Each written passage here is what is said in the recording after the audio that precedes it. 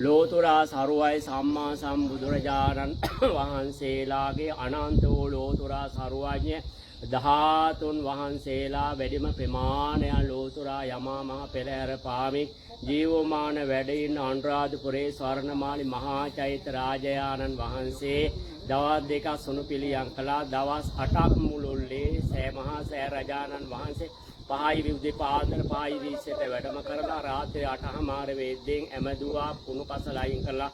සෑ රජාණන් වහන්සේ පිරිසුදු කළා. ඒ වාගේ මේ මිරිස වැටිය මහා චෛත්‍ය රාජයන් වහන්සේ අදට දින දෙකක් මුළුල්ලේ සුණු පිළියම් කළා. ඒවා සුළු පිළියම් කරා නවාරාදී ලෝතුරා බුදුගුණ සජ්ජායනා කරමි.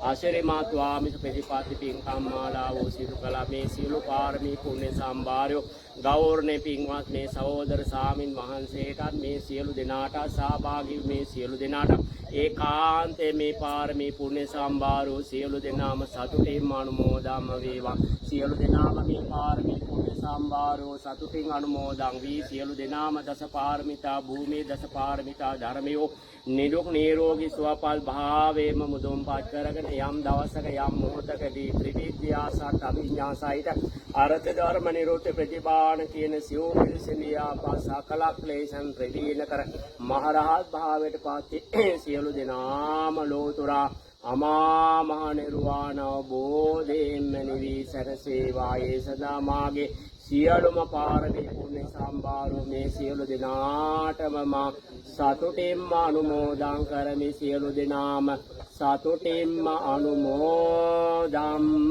වේවා. සතුට